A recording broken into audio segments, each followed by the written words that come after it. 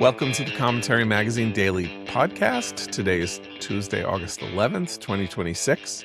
I am John Podhoretz, the editor of Commentary Magazine. We are going to do another mailbag episode, so please send your questions, short, sweet, peppy, snappy, so that we can read them and we don't have to read your doctoral dissertation, which some of you seem to want to send to us, which I understand, but just don't have the time for, to podcast at commentary.org, and we will try to get to those questions on an upcoming episode. And by we, I mean executive editor Abe Greenwald. Hi, Abe. Hi, John. Senior editor Seth Mandel. Hi, Seth. Hi, John. And Washington Free Beacon editor Eliana Johnson. Hi, Eliana. Hi, John. Well, it's primary day again in America, and the question is what's going to happen with the radical leftist candidates for office in Wisconsin and Minnesota. And this is a very interesting moment because apparently, while being an Islamist supported by a unindicted co-conspirator in a Hamas funding scheme, father-in-law, who won't condemn the killing of Jews, that's okay. You can be that guy, but apparently you can't be a Meshuggah like Francesca Hong, who is the leading candidate for governor, for the Democratic nomination for governor in Wisconsin. That's a bridge too far. All the grandees, even on the Democratic left, are like reeling in horror from Francesca Hong, and there's been delightful coverage of this, of course, in the Free Beacon. So, Eliana, maybe you could elucidate for people what it is that Francesca Hong has done that makes her worse than Abdul El-Sayed. Yes. I don't really know if you could do anything worse in America than say you hate Thanksgiving and Thanksgiving should be abolished. And that is what Francesca Hong went out and did. Now, of course, she came back and said Thanksgiving is her favorite holiday. But back in 2020, she called for it to be canceled. She said, Thanksgiving is a time that's incredibly painful for many people in our communities. And you know, she has railed against old white people. Again, she's running for governor of Wisconsin, which is the 12th oldest and the 10th whitest state in the country. And by the way, she's very white adjacent, as you may know, because she's married to a white man and she has a child. She has a half-white child. Half white, yes. And she has said that her proximity to whiteness makes her uncomfortable, and mentioned that she has a half-white child. And we have she's very uncomfortable with half of him. Yeah, so exactly. I want to know where the proximity is. If she's standing on his left or his right, is she in proximity to his right? There is a Gilbert and Sullivan operetta called Iolanthe, which is a parody of Parliament. And the joke in Iolanthe is that the male lead character is the son of a member of Parliament and a fairy whose name is Iolanthe. And so he is half fairy and half human. But the problem is that it's his bottom half that's fairy and it's his top half that's human. And while you can sort of imagine what the implicit humor is in the situation of being below the waist a fairy and above the waist a human, and that apparently is the case with Francesca Hong's son. He said, and then she's just like El-Sayed, who went and scrubbed his social media of calls to defund the police. She went back and scrubbed her social media of her demand for people not to gather for the colonizer holiday of Thanksgiving, but instead to wear a mask, physically distance, and support independent local restaurants. And, she said Thanksgiving should have been canceled in 1621. And then our piece at the Beacon today is about how she invited friends to gather for a 6-course dinner inspired by menstruation. Come hang. Eats? So she's What also would you serve at a menstruation? unclear. Beets? Radishes? And so What she else is. is- what she else? served. Oh, here it is. There, Okay. she did have a menu. Kunamoto oyster. She's a real woman of the people. Juniper, turnip, mignonette, Korean birthday soup, kelp, anchovy daikon, sundae Korean blood sausage. Okay, And blood finished sausage. with a That parsnip cake, makes sense. Okay. cake with Concord grape. But that's purple. That's not red. Real woman of the people. Cardamom. Yeah. So this is Judy Chicago's Thanksgiving party, is what you're saying, basically. So Okay. this woman is making, even AOC run the other way. Right. And Tony Evers, who's the Democratic governor of Wisconsin, is not endorsing her, saying she's going to cost Democrats the ticket. And Republican Tom Tiffany, who is the de facto Republican nominee, folks are thinking she's going to lose the seat for them. I actually think she's like El Sayed. She's got charisma and she's got some talent. And in a good Democratic year, this is going to be a real race. I think this is something people should take seriously. And next door in Minnesota, my home state, there is a competitive Senate primary in the seat that the completely forgettable. I can't think of a more forgettable senator than Tina Smith of Minnesota, who replaced Al Franken, who was not forgettable. She is not running for re-election. And there's a race between the lieutenant governor, Tim Walz's lieutenant governor, Peggy Flanagan, who advertises herself as a Native woman and leans heavily on that, against the moderate, quote unquote moderate Democratic Congresswoman Angie Craig. And in this race, immigration and ICE is playing heavily in this primary, with Flanagan campaigning essentially on the fact that Craig voted for the Laken-Riley Act and using that to campaign against Craig. The Laken-Riley Act. Yeah, what that is. Yes, the Laken-Riley Act was passed in January of 2025, shortly after Trump was sworn into office. Laken-Riley, of course, was the Georgia nurse or nursing student who was murdered by an illegal immigrant. And it requires the Department of Homeland Security to detain non-citizens who are arrested for local offenses.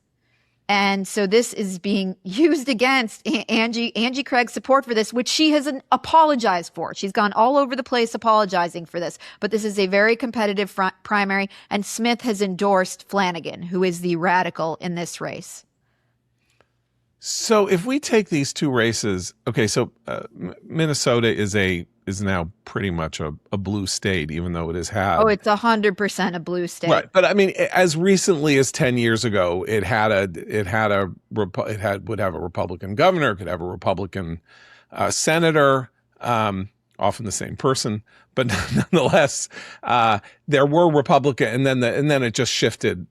There were, but I think one thing that's important to note is that as the surrounding states have gone increasingly Republican, Iowa, Ohio, Wisconsin has elected Republicans, North and South Dakota are very red. Minnesota has been the lone holdout that has not voted, that has not gone Republican in presidential elections. It is really deeply blue to its core, thanks solely to the left-wing nature of the Twin Cities. Right. Okay. So we have these two Midwestern states, and I assume that we're looking at this and we're thinking, okay, this is the test case for the Democratic Party's Overton window shift. Because you can understand Mamdani, it's New York, the population is younger, renters, college educated at bad colleges, breathing in the rotten air of anti-Zionism and Jew hatred and all of that. You can understand even somebody like El Sayed, because the margin of victory in Michigan's primary between him and Haley Stevens was that he got 98% of the Muslim vote, which is still 5% or something, but that made the difference. In other words, if they had split that vote 50-50, she likely would have prevailed in that race. So you can understand that. And Wisconsin is a little harder to understand, although not in terms of recent political history, because Wisconsin, of course, is a purple state. It swings. Right, it was Trump, Biden, Trump. But of course, it's also the epicenter, or the place where I would say a certain type of radical democratic leftist resistance was born during the governorship of Scott Walker in 2011, when Scott Walker was doing various very interesting things with the budget and on Labor issues and labor issues. Right to work. And Democrats occupied, and Democratic activists occupied the state house in Madison, like did a sit-in, occupied the state house. Remember, he was recalled and defeated the recall. Right. They got a recall in. The legislators from Wisconsin, in order to avoid a quorum call, ran away from Wisconsin, drove out of the state to hide in neighboring Minnesota and elsewhere, so that they could not be, essentially, if they'd stayed in the state, they could have been literally chased down by cops and forced to come back and vote. So Wisconsin kind of gave birth to we don't like what's happening when Republicans win elections, and therefore we're going to go sort of, 1830 commune from Les Miserables, creating barricades and doing all of that. So this is 15 years after the real Scott Walker kind of, sort of controversies. And so I guess that original organizing has kept a pace inside the Democratic Party and given Francesca Hong this unique opportunity to be the craziest person running for major office in the United States. I also think that, like Michigan, where there is a radical student element organizing out of the University of Michigan at Ann Arbor, there is a radical student element that is based in Madison at the University of Wisconsin that powers this movement as well. Right. So Wisconsin, like all Democratic Republican splits, right, Wisconsin's Democrats live in the larger metropolitan areas, of which there are really only two, right? That's Milwaukee and Madison, even though Madison's not entirely big, but state capital, major city. And then if you go through the rest of the state, as I have, spent quite a lot of time there, I mean, it is rock rib Trump. Once you get out of where a building is taller than 5 stories, it is just fertile. It's total MAGA, church-going, gun-toting, people who work with their hands, veterans, all that. It is a old-timey Tea Party Republican state there. And so there's almost none of those people who come out in the general election who have remained Democrats, which wasn't true 15 or 20 years ago. You would still have Democratic voters who would have voted Republican, or had these conservative values. Milwaukee, for example, being a very Catholic city, so if you were a conservative Catholic, that was a thing. And now, it's not Michigan, it's not New York, it's not, other places where where the DSA is on the move. And but I think so. If Wisconsin should be a place where Hung wins tonight and then really runs a competitive race or even wins, the transformation of not only the Democratic Party but the American electorate into something much more ideologically fluid than I would think it would be assured. Right, Abe? And I mean, yeah. I think one other thing is with Hong, we're talking about a governor. And these races, we're talking about the person who runs the state. And these races have been more challenging for left-wingers to win. That's significant. Right, because a governor is an executive and has to do things like meet the budget and fill, and make sure that the highways are being the highway money is being properly spent, and manage school systems to the extent that there are statewide responsibilities there and all of that. So it's a managerial job. Question is, do voters still make that distinction? I believe in the old axiom that the American electorate is not stupid and that they vote on things because they are in fact self-governing. But our politics has gotten so ideologically driven that do voters say, okay, well, I'll vote for somebody who talks about, foreign policy in a way that I like. But in my governor, I need somebody who knows how to do the nitty-gritty work of actual management. Well, by the way, I mean, I think the thing about Hong, just to make clear, we were talking about when Eliana was laying out very convincingly her entire sort of worldview. What embarrassment there is over Hong isn't ideological, right? It's that she seems to have a screw loose. Well, but it is ideological because where she has a screw loose is on matters of modern woke ideology. And we can talk about AOC's effort now to, what would you call it, sort of siphon off or make a difference between woke 1 and woke 2, right? AOC said woke 1 was crazy. Well, the reason it matters that she said that is that there hasn't been a woke 2 yet, as numerous people pointed out on Twitter. This is like in 1930 calling World War I.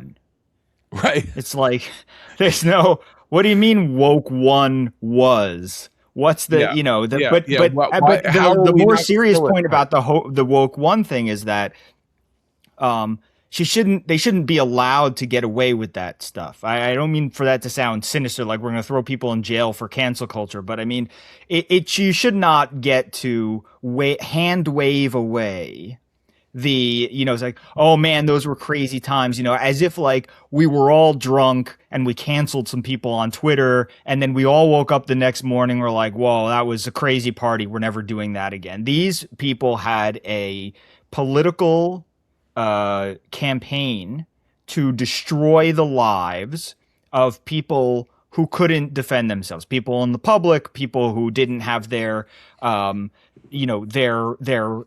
kind of bully pulpit that a member of Congress with a huge social media following has. And the reason it resonates with Francesca Hong is because the things she's saying are so ridiculous that AOC is forced to kind of laugh it off. But that's how crazy woke 1 was, which was you had to say that. You had to say cancel Thanksgiving if you were in the progressive movement at the time. AOC doesn't have to say cancel Thanksgiving anymore. And even some Democrats are telling Hong, just don't say cancel Thanksgiving anymore. We don't have to do that anymore. The implication, which is true, is that they did at one point have to talk that way. And that should be addressed in all this. I mean, go ahead. It's crazy for her to come out and say, oh, oops, that was crazy, when in an effort to pivot to a Senate run or a presidential run, because we actually should want leaders, and there were plenty of them in the Republican Party. I don't recall too many Democrats pushing back against this stuff, who resist ideological fads and who can see through them and who can, while they're happening, say this stuff is crazy.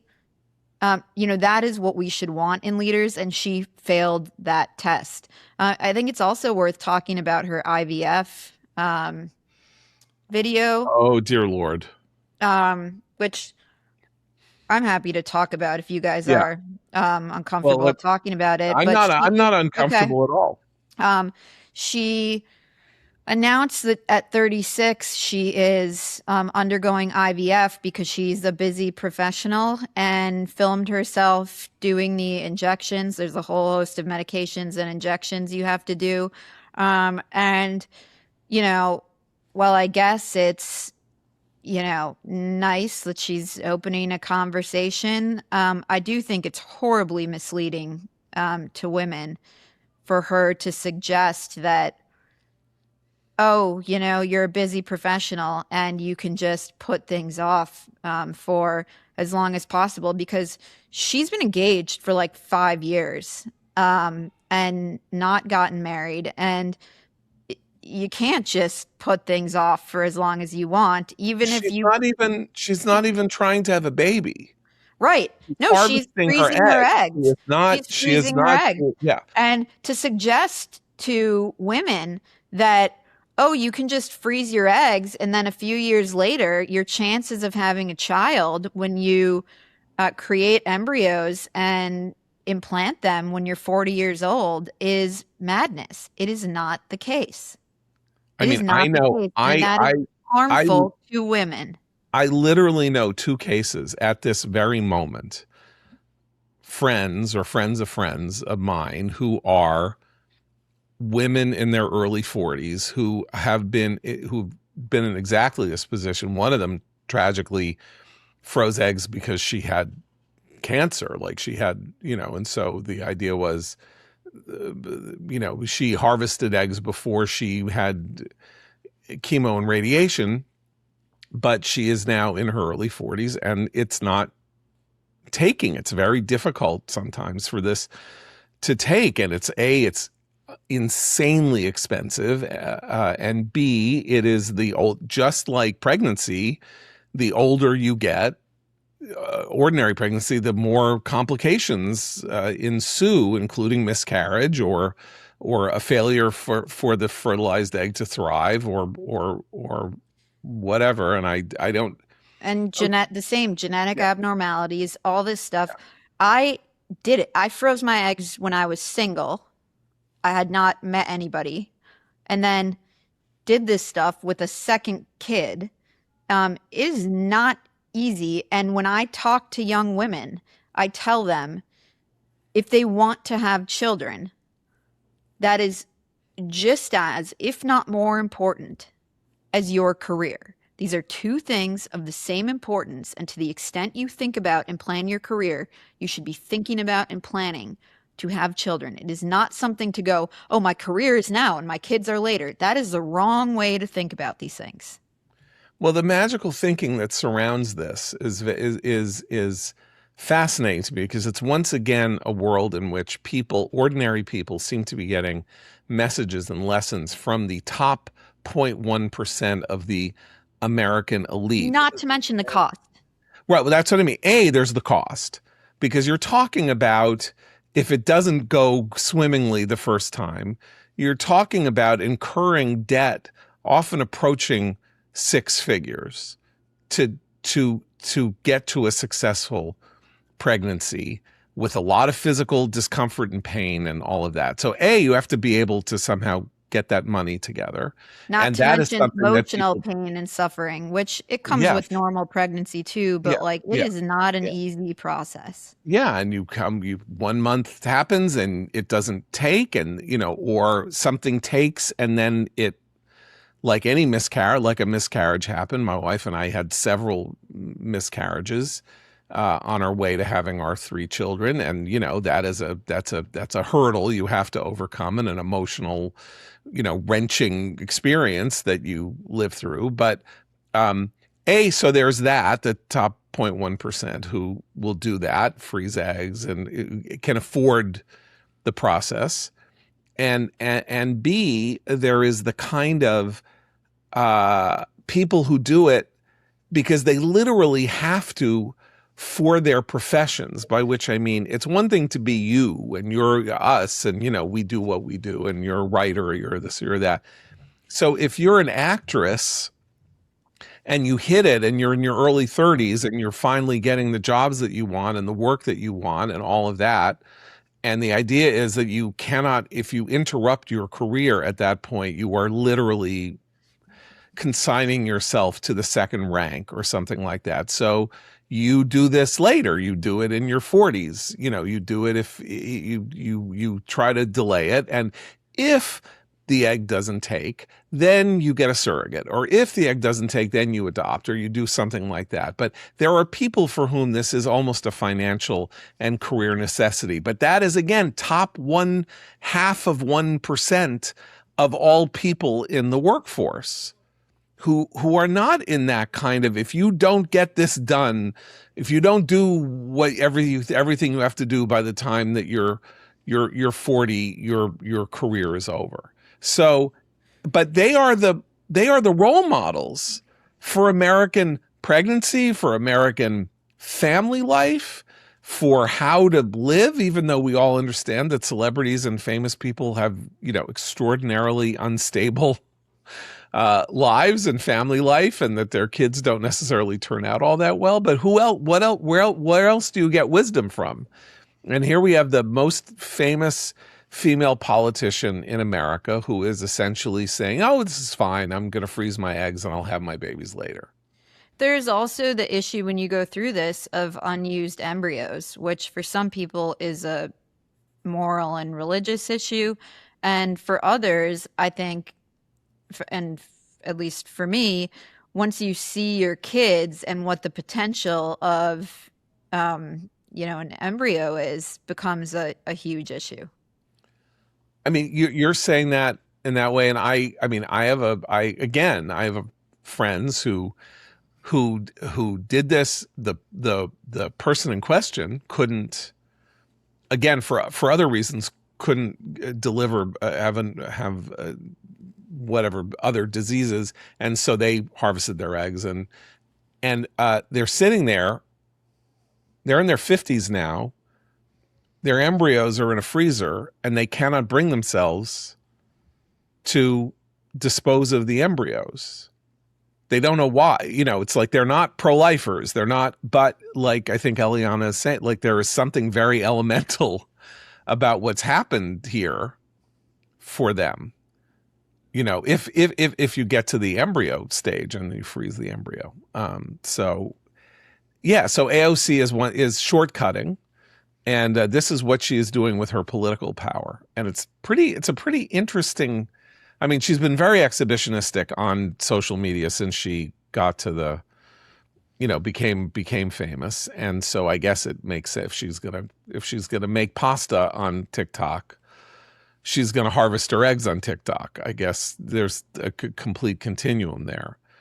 But yeah, she is part of selling people a bill of goods. This was a miracle thing for people struggling with infertility. It was not designed to be, and emotionally not designed to be, just another way of planning to have children. For all the reasons that it's got a very low success rate and all of that. So, but if that's where they're going in social messaging, right? If that's woke 2.0. It is odd. I mean, what is serious to these people? It's funny because Jake Tapper and David Remnick both have now interviewed the very heads of the DSA, and in these interviews they say, we are for defunding police, we are for closing all the prisons, they're not backing down on what ordinary Democrats would say would make them unelectable in front of people. That was woke 1.0 also, right? Defund the police was the slogan of woke 1.0. They mean it, and they're saying it, and this effort maybe to sort of see if you can shoehorn the passion of the DSA into a more conventional shape so that ordinary Democratic, even left-wing Democratic voters can be comfortable with you. Is the DSA going to make that easy, or is it going to make it hard? I mean, to me, if there's a woke 1.0 and a woke 2.0, woke 1.0 was, while extraordinarily destructive and radical, very floridly ridiculous, in terms of the lawmakers bowing and putting kente cloth over their shoulders and people washing the feet of African Americans at rallies. There was all this craziness, and woke 2.0. I don't accept this exact distinction, but woke 2.0 is serious militant anti-Semitic socialism. I mean, that it's no less it's more crazy in the ramifications and one's commitment to disastrous things, but they're not joking around is the difference. So that's less crazy. I mean, it's more crazy not to be joking around. And that's the other parallel between the two, right? Because woke 2 is happening because those who seem to have lost woke 1 are blaming the settlement on the Jews. So here we are at World Woke 2, just as we did in the World Wars. But also, I think I think that there's a problem here in that there are no prominent Democrats. Like, there are Democrats who will come out and say, Stalin was bad. Like, congratulations, right? Like, as Chris Rock would say, you want a cookie? Like, but that is the extent of the anti-craziness that will come out. There are zero who will come out and say, I can't vote for my party's candidate in the Wisconsin elections. Zero. Maybe fewer than zero. We'll see what happens. But certainly no more, less than or equal to zero is the number of Democrats who are going to say, forget about vote for the Republican opponent. I'm not even talking about that. In Michigan, you're not going to have people, you're not going to have a lot of Democrats obviously saying vote for Mike Rogers, but you're not going to have Democrats saying, I can't vote for El Sayed. My party is not his party. You have whatever cell Dean Phillips is being held in, today, from the Democrats' version of Evan Prison is saying that, but nobody else. And so I don't even think there's really that much of a difference between the wokes, the eras, because the point is, in the progressive movement, you can say literally anything in the world, and you will not be penalized by your side for it. Saying woke 1 was crazy is retrospective, but no Democrats, AOC at the time didn't say, what are you, nuts? Cancel Thanksgiving? What are people going to think? That's insane. So the retrospective stuff to me means absolutely nothing. And there's not going to be a Democrat who stands up and says, I'm not voting for my fellow Democrat in this, or I can't support my fellow Democrat in this election because they're too radical. And because there is no line that can't be crossed, there's nothing that can't be said. So we'll throw out the permission structure term again. But that's what it is. So I think that's the if there's going to be a difference between one woke era and another woke era, it would be some sort of guardrails, some sort of internal policing being like, hey guys, remember how crazy woke 1 is? Let's not do that again. But there is no construction of guardrails within the movement. So you don't necessarily there will be people who are less crazily woke in woke too, but Francesca Hahn can come along and say this stuff, and she's not going to pay a penalty on her side until that changes, because primaries in an age of partisanship and safe districts, although Francesca Hahn is not a safe district, she would be the underdog, she's running for governor, but in the general sense of things, especially in the House, because of the proliferation of safe districts and the rise of partisanship and negative partisanship, the primaries are the way to regulate the behavior of the parties and the up-and-coming politicians, and to tell people, here is how you behave and here is how you don't behave. And right now, there is no behavioral code of conduct at all within the Democratic Party. Okay, I want to talk culturally about Woke 1.0 and Woke 2.0 because there is an astounding document that has just been released. It is the new issue of New York Magazine under its new owner, James Murdoch. New York Magazine's been sold and sold and sold. Now it's been sold to James Murdoch. And the first issue under James Murdoch's tutelage is called Swana City. And it is about how New York is a city of Arabs, Muslims, Palestinians, Pakistanis, South Asians, and that they're really the hot and up and coming thing. And fine. I mean, whatever. If that's the angle you want to take, that's the angle you want to take. It's fine. It is the language that is used in the articles in this package that the language is jaw-dropping, but it is not anything new. It is part of Woke 1.0, as we know, because our former colleague Noah Rothman wrote a book called The Rise of the New Puritans. And in one of the chapters of the book, he talks about how food became politicized and how restaurants that served dishes that were influenced by other cultures were deemed to have colonized those cultures and stolen the food and ripped it off and taken it for profit and left the people whose food it really was, without any recourse. And it's unfair. And restaurants in Portland and Seattle and places like that closed. And Noah's book was published, 5-6 years ago. So that was Woke 1.0. Food is colonial.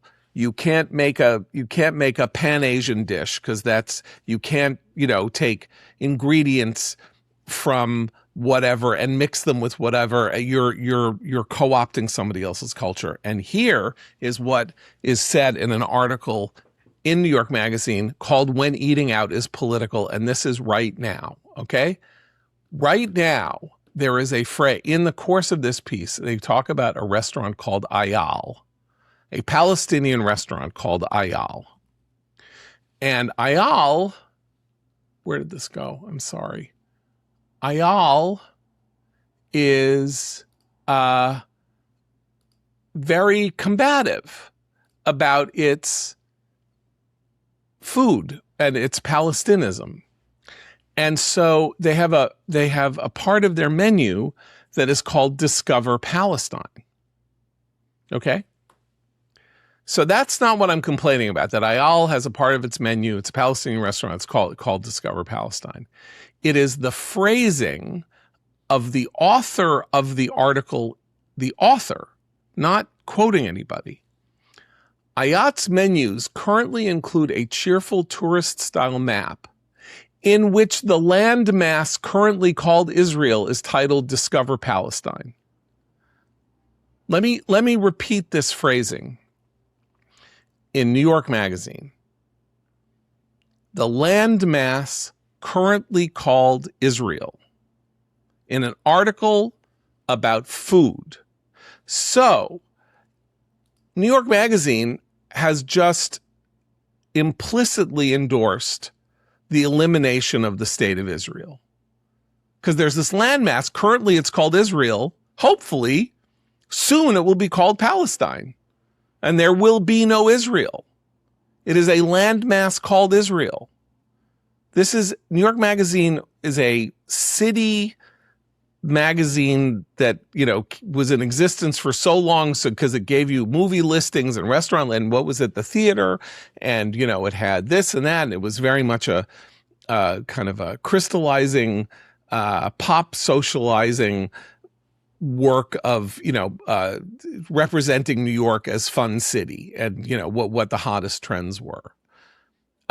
So Woke 1.0 is about what had food and colonizing, and Woke 2.0 is largely dominated by Israel and Palestine and the idea of erasing the Jew. Yes. Add to this. Yeah. The New York Times in June, this is not limited to New York Magazine, awarded its first ever 4-star review of a restaurant outside of New York to a DC restaurant called Albi, a Palestinian restaurant, which has on its website a part of a poem by a guy by the name of Mahmoud Darwish, who resigned from the PLO in protest of the Oslo Accords between the PLO and Israel.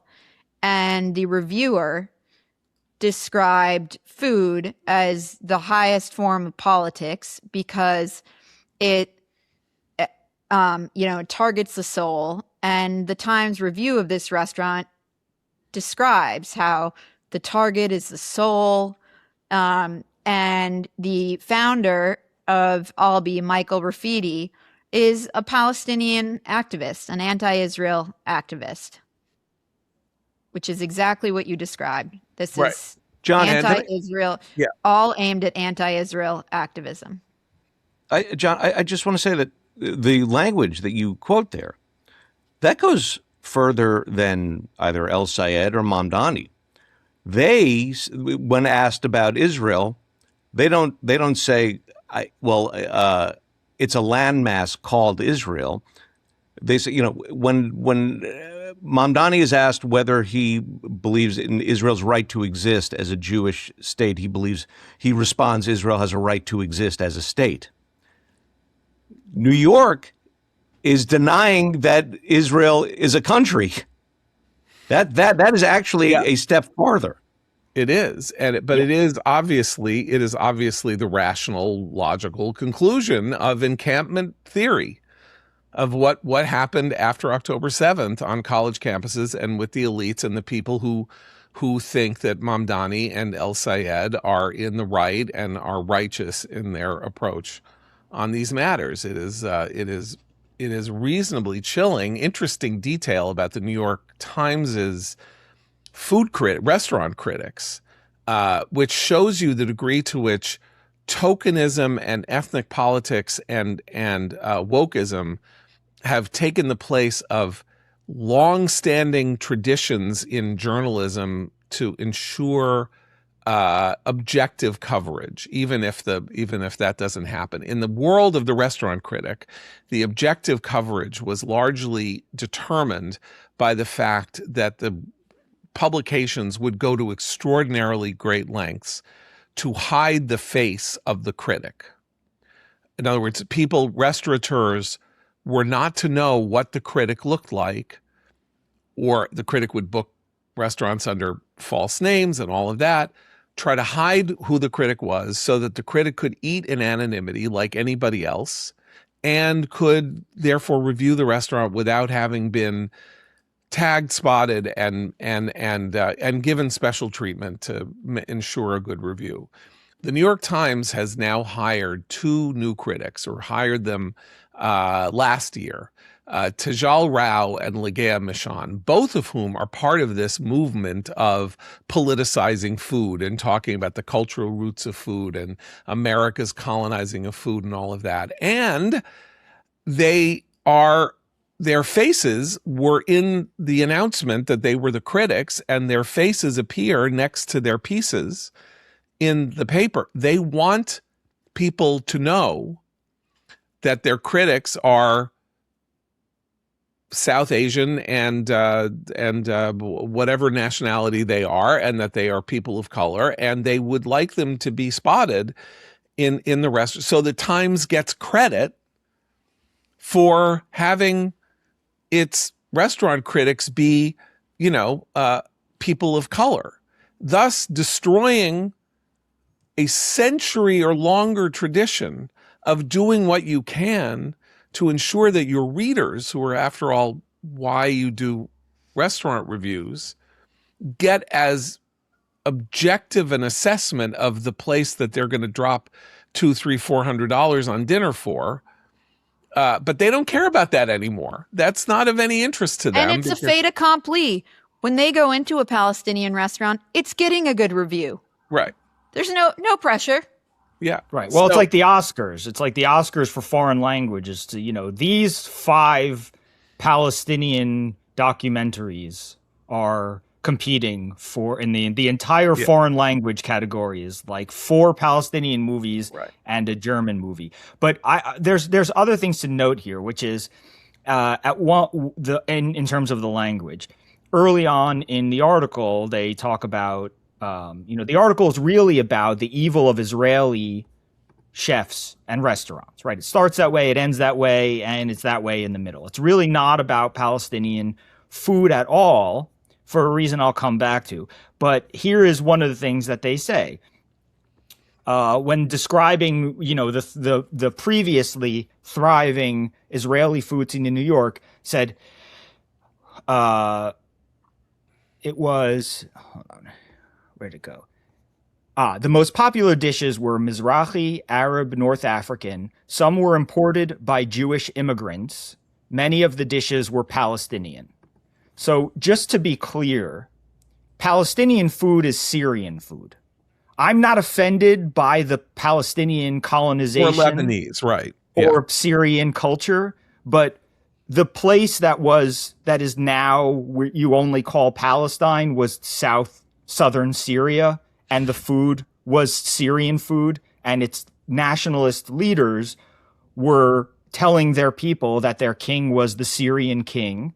And I have many Syrian Jewish friends who have been cooking this food for centuries before the word Palestine was thought of as some sort of identity marker for this. So, I should be offended on behalf of all my Syrian Jewish friends that Palestinians are coming along and claiming their food. So that's first of all. Second of all, the reason that this stuff matters is because, one of the reasons it matters is because they don't mean Israeli as in the state, they mean Jew. Right? There's a point in this story in New York Mag where they talk about an Israeli couple who started a pop-up food cart. And sometimes they do crazy hot dogs, and sometimes they do falafel, and sometimes they do this, whatever. It's a New York food cart. And at one point they were called out by some, pro-Palestinian, activist. And they said to New York Magazine, we did not call our food Israeli. Like, I'm just an Israeli person making falafel. But ask yourself this. Does the pro-Palestinian activist, this food fascist, does he, if it's an Israeli Arab making falafel, is he going to get boycotted because he's an Arab born in Haifa? No. You're only going to get called out if you are Jewish. And I want people to understand this about that. They do this too in academia. There was a situation a couple of years ago that's been, in suits and stuff about a visiting professor who was a dance professor from Israel. And she was, the students didn't like having an Israeli professor, and she was, her contract was not renewed or whatever. But she was basically discriminated against by one of the California school system schools, which is a public university system, which is why this is in suit, because it's a clear case of discrimination. And all the articles that talk about this go, she's an Israeli. They didn't like having an Israeli dance instructor. But that's not really true, right? Because had she been an Arab dance instructor born in Israel, she would not have been fired by the University of California system. So when we talk about these things, let's just be very clear that they specifically mean Jews. Jews should not be allowed to cook this food. Jews should not be allowed to serve this food. Jews should not be allowed to claim this food. And just to point out how crazy that is, they're talking about a geographic region. And so no matter how far you go back, you have Jews living across the street from non-Jews, Arabs and whoever, as far back as you can go. And what they're saying is the two people who live across the street from each other for 500 years, only the non-Jew is from that area. His food is different food from the guy who is Jewish across the street from him. So just how everybody understands just how insane all this food stuff is and just how specifically anti-Semitic it is, structurally, and not having anything to do with even trying to make some sort of anti-Zionist argument. It is, again, unbelievably important in this context to remind people that more than 50% of the Jewish population of Israel comes from Arab lands, or comes from the Middle East, or they are Mizrahi, that means Eastern Jews, Sephardic Jews, who scattered after some of them before the Inquisition. I mean, Greece has a community called the Romaniot who have been there since the 4th century BC. But, okay, in the 3-4 years that from Israel's founding, more than 1 million Jews were kicked out of Yemen, in particular, Iraq, eventually Egypt, and they had to make their way to Israel to make a living, where, by the way, they were not particularly well treated by the Ashkenazic elite. They were badly treated by the Ashkenazic elite, which believed in its own provincial way that Judaism was Eastern European Judaism with a healthy dollop of socialism attached to it. But Israel is a country whose population, much of it would not be there were it not for the actual acts of expulsion of the governments of the countries where they were living. They could be in Aden right now in Yemen, making whatever food they make there. They were expelled from Yemen, and the idea that, this population that was sort of, forced refugees is now being treated as though it colonized the food that it eats and has eaten, is an act of historical erasure that is very necessary to the anti-Zionist project. Because whenever you get there and you start talking about this history of the Mizrahi Jews and their place in Israel, the conversation starts to get very uncomfortable, because it's one thing to say all these Jews came from Europe and moved into our territory and took over our territory, and we're really sorry what happened to them in the Holocaust, but I'm sorry they don't get to take our land. That's one argument. If you say, no, like 1.5 million people came from other countries in the Middle East because they were forced to go there, because they had nowhere else to go, because they were expelled from their ancient homes where they had been living for hundreds and hundreds and hundreds of years. That's a conversation that encampment people cannot have, because their idea is that a catastrophe was visited upon the Palestinians by European by European settlers who came in and stole their land, as opposed to Mizrahi Jews who had their land stolen from them as they departed the countries where they had been living. And you cannot make this conversation, you cannot have this conversation often enough. When you ask American Jews what is Jewish food, right, they'll tell you it's corned beef, it's pastrami, it's stuffed cabbage, it's a brisket, it's a kugel, it's a this, it's a that. Every single one of those foods is an Eastern European foodstuff. It was not incepted by, out of the Talmud. These are foods that were taken by a nomadic people as they settled and learned how to cook them from the surrounding places. But we think of it and we think, well, that's Jewish food. It's exactly the same thing. It is that they managed to eat what was available for them to buy at the marketplace and cook it in some way that would be tasty, and that's sort of the end all and be all. And when you make restaurants, when you start this fight culturally on movies, in TV, in theater, and in restaurants, that's where you see the totalitarianism of anti-Zionism working itself, because it is creating a narrative line that says that anything across this line is illegitimate. If it's hummus, it's illegitimate. If it's Fiddler on the Roof, it's illegitimate. If it's Exodus, it's illegitimate. If it's anything except something that talks about the Nakba, it is evil. And even that could be evil because, of course, that's being written from inside the land that is expropriated, this other land. You know, John, Can I say one more quick? Oh, yeah, go ahead. Yeah, no, Seth, go ahead.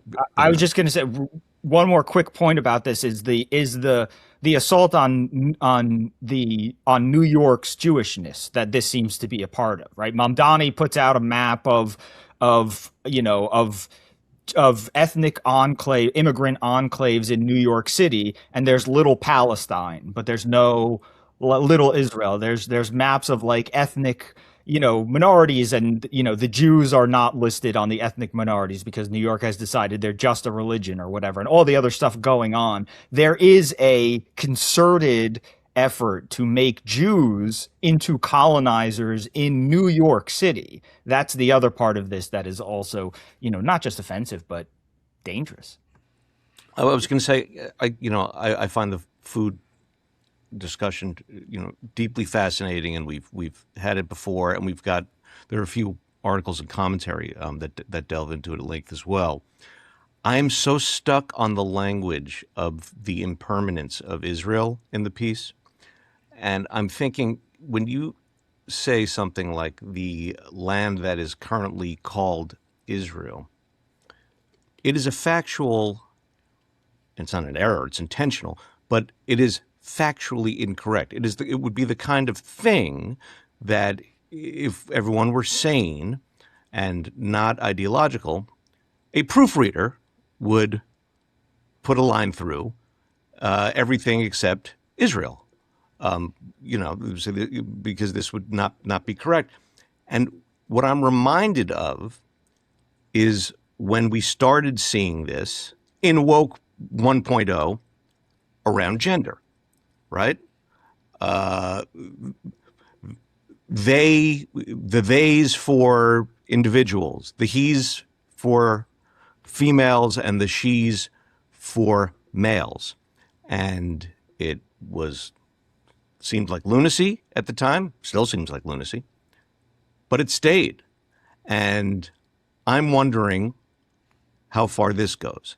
How is the land currently called Israel, is that going to be the new standard that we see creeping in? Because it's crept in pretty far if it's in New York already. My view here is that they're, horrible as it is, and horrible as it reveals the condition of our national elite discourse about this very necessary country on the face of the earth. It leaves Israelis and even American Jews who are inclined to have idiotic or self-defeating or holier than thou opinions about this there is no place to hide. There is no way to make a euphemism out of this to say that this is just support for a two-state solution, since it is obviously support for a one-state solution, and that one state is not called Israel. It is called Palestine. This is so that when there is a serious conversation about what it exactly is that is going on when Democrats vote to suspend military aid to Israel, how far down the road are they to getting to the point at which they want to treat Israel, a country that is about to celebrate its 80th anniversary, as impermanent? You know what else was created in the year that Israel was created? A country called India. A country called Pakistan, which really didn't exist, which was just the overwhelmingly Muslim parts of the landmass that the British Raj called India.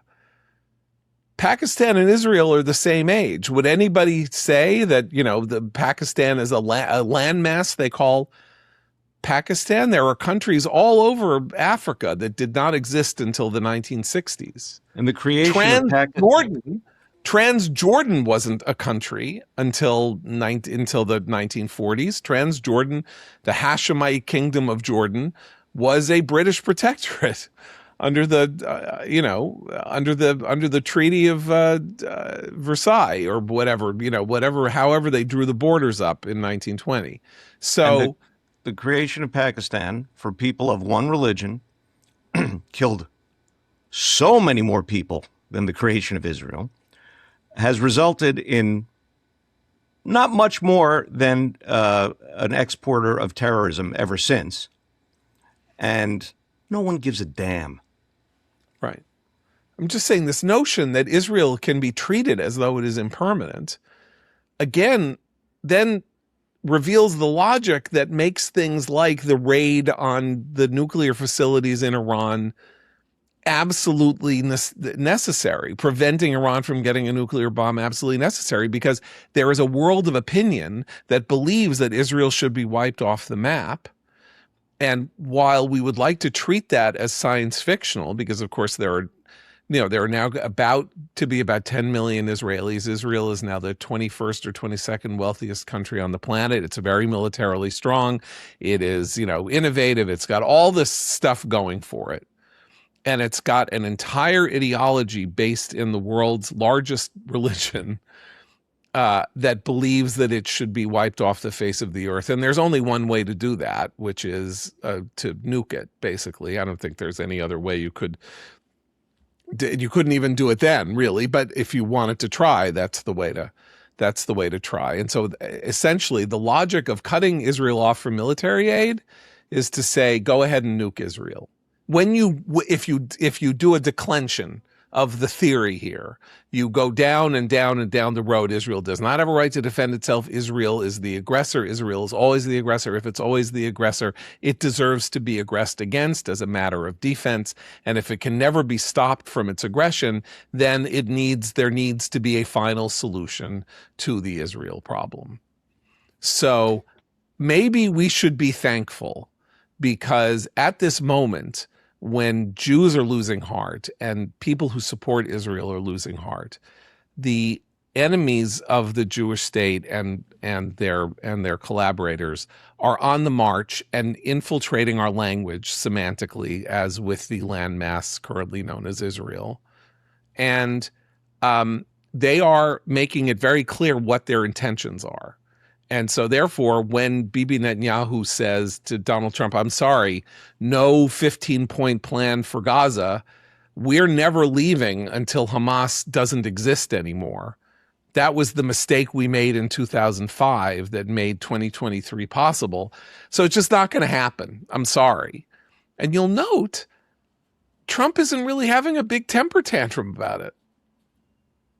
Interestingly enough, even though this is his, peace plan or peace panel or whatever the hell you want to call it, because he kind of understands this in some fundamental fashion.